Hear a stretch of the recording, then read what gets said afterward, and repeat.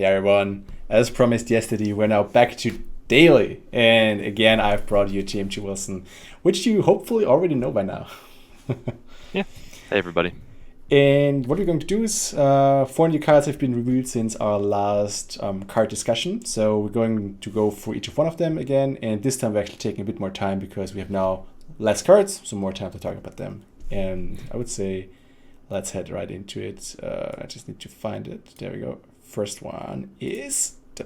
Oh, you know him pretty well. The old DJ in new form.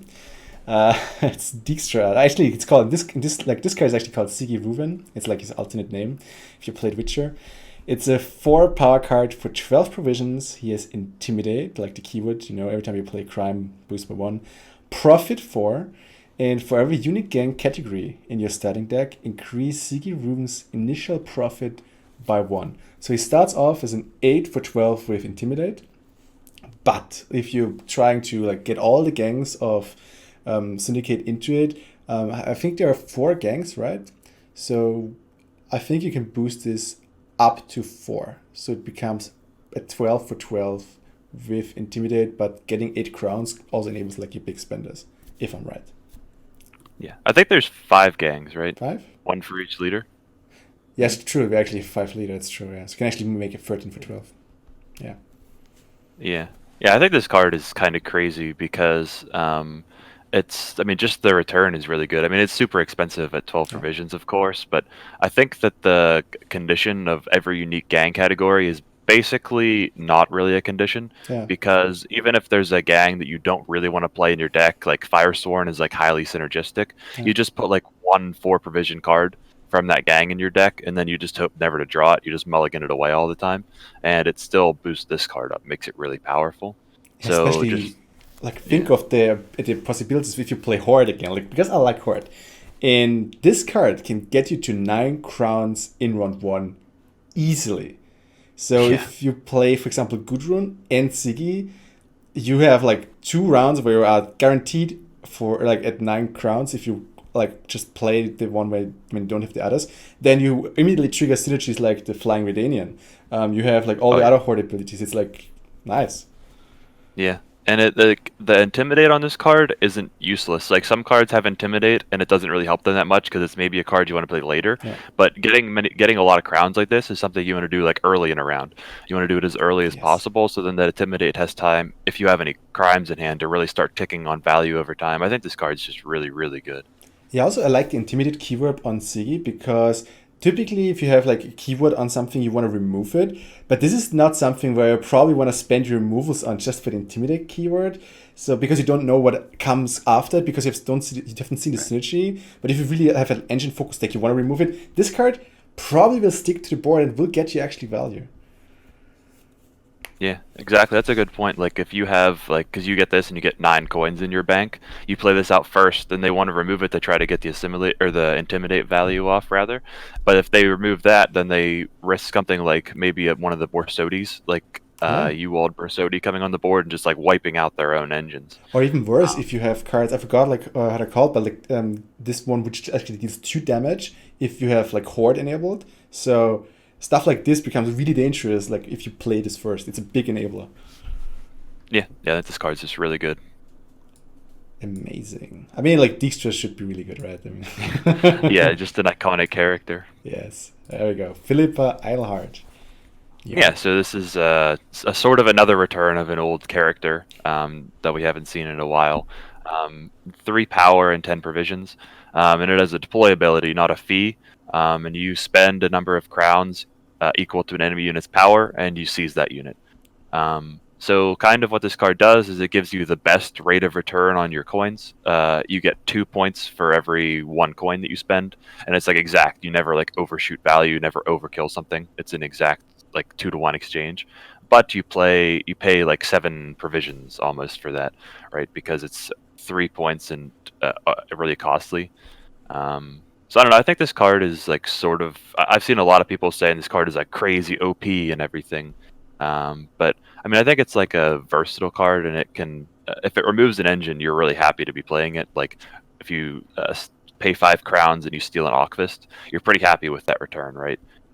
You played 13 points for kind of like 15 provisions, but you removed an engine and you possibly put it on your own side of the board. So I think it's like a versatile card that'll see play in some decks, but it's not like one of the absolute best cards of the set. What did you think about this one? The thing is, I think it really depends on what you are playing it, because just like getting value from this, like there are probably better ways to spend your crowns. You really need to hit like a high unit to like go over the 7 provision mark to like make it worth kinda. So I think like the real value is just by stealing an engine and not locking it. For example, if you play use muzzle, you actually lock the engine. With this one, you'll get the engine, but you can, as you said, like you can play Octopus after.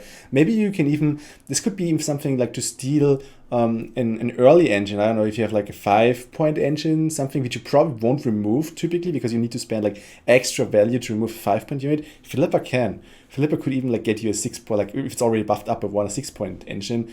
And I think those are the situations where Philippa will shine. Just like from value perspective, it really all depends, I guess, on the engine and like on the situation. Because if you get a key piece from your enemy, that's like even more worth than just like points could describe, because you get like the shadow points from your opponents, right? So I think it's pretty good. I think it's not as good as people say, but I think it will be decent. Yeah, I mean, it depends on the meta, but it'll definitely see some play. I mean, it's another card that's good against NR, right? So gotta hold that down. Yeah, that's true. Yeah, like let's see how what NR will be after the Syndicate. Like when Syndicate releases, like I'm really interested in like what other buffs and like what other changes they generally do to their factions, because we only see Syndicate cards now. But I guess there will be some other reworks of the factions as well. I don't think they will just stay as they are. So that will be really interesting. Yeah, definitely keep an eye on it. Oh, the art of this card. It's Fistech, another crime, a special card, and it's another 4-point crime, like one of the many 4-point crimes. Profit free, poison a unit. So it's a 3/4, and the question is how much poison will be all over the place, because we already seen self-poisoning already.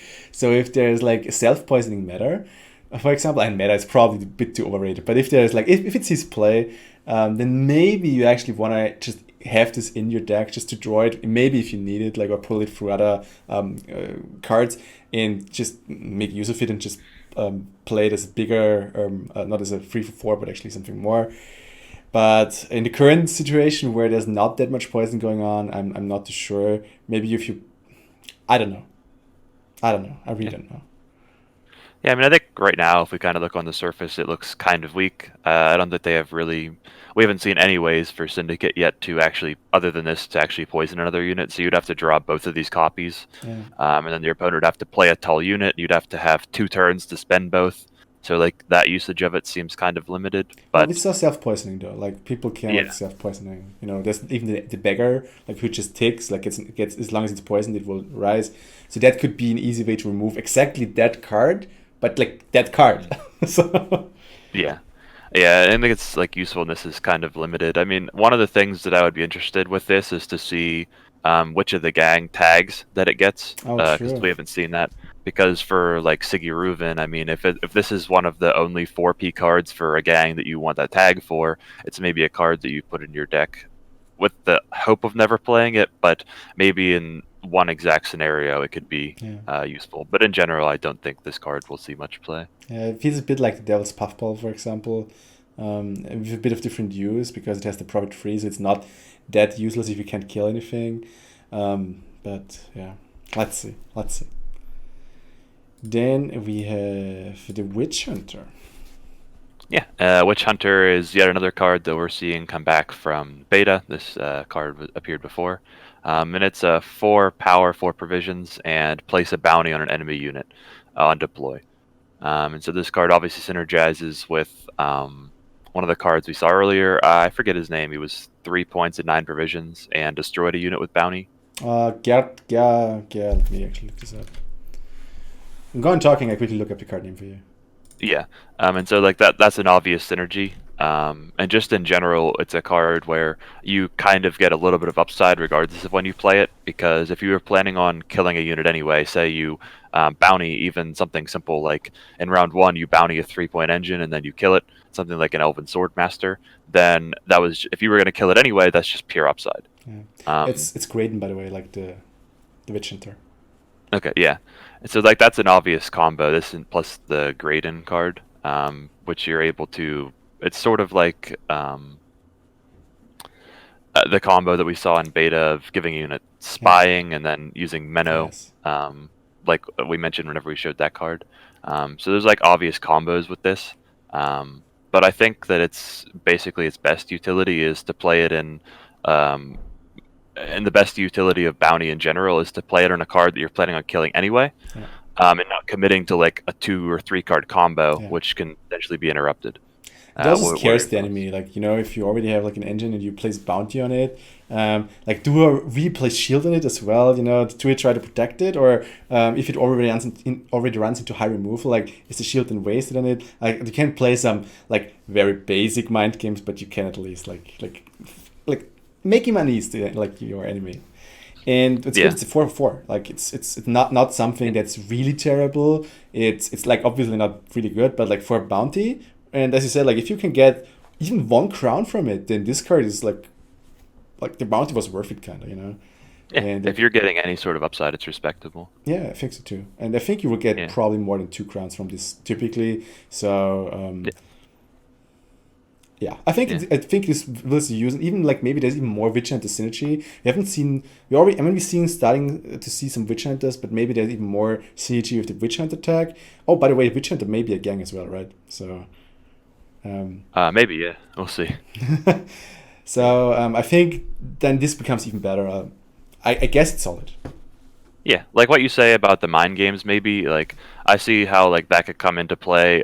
If you're a deck that wants to win round 1 a lot, like if you apply bounty to one of their engines, then that might incentivize them to pass and give you them the round. Because if you would then kill that engine, you would get the value from killing the engine, and you'd also get the coins, and then that coins generates carryover. So if they can kind of pass to prevent you from getting carryover, that might be able to like put enough pressure to force someone out of the round, which can be useful. Because like a lot of these decks seem to be shaping up to want to win round 1, either for like their own engines or to get like 3 rounds with the flying Redanian. So I think like the amount of pressure that you can apply with a bounty early in round 1 is like an upside for this card. Yeah, it's nice. Bluffing coming back to Gwent, I like it. I like it a lot. Yeah. Okay, and then we have Hamilfart. So, since you're not saying anything, I'm going to do it. A new leader.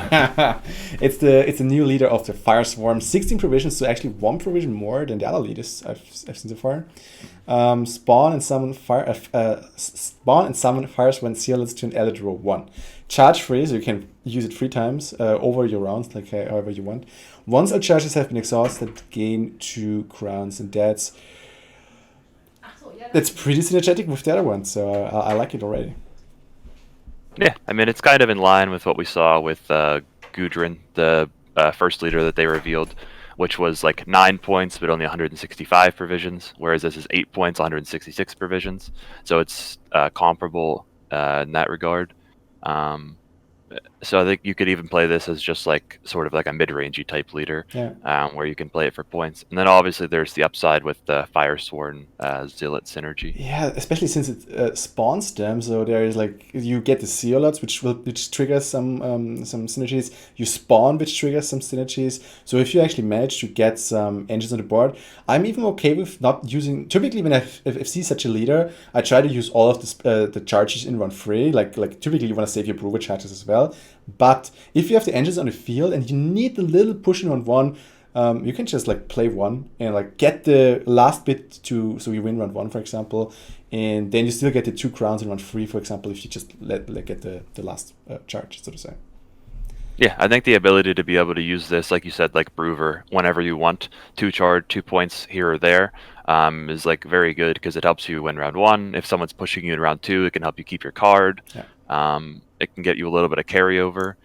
potentially. So I think like the versatility is pretty good. I think in general it'll be pretty heavily tied to the that Firesworn archetype. for sure. And so if that's weak, if it sees a lot of counters like Gimpy or Lacerate, then this card might turn out a little bit weaker. But in general, it seems on the surface pretty good. It will be like as I said, like the whole. This is like Firesworn is one archetype that's just like fixed. Like it has the synergies. It has like the game plan printed out for you right away. I'm sure there will be some surprises where people try to combine it. But it says spawn. It says like swarm. It says all the stuff you can't play around them. Like this is like written in the archetype, and that's why I kind of like it and kind of dislike it at the same time, because it's nice. You know where to go for, but it also like it restricts you a lot. So let's see how good this will be, and I think it will be very hard to balance because it's either probably too strong or too weak. So I think for this archetype there's probably no mid ground. So yeah, I could see that being the case.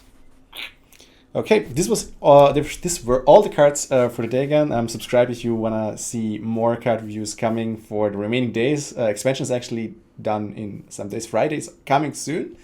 So until then, we also after that, we're actually going to do some Syndicate deck guides. So also check out Team Artusa, who will host frequently, and we'll also try to get like a little tease for the snapshot early, and then try to expand it as we go. So look out for that. Thanks, JMJ, for joining me, and I would say goodbye.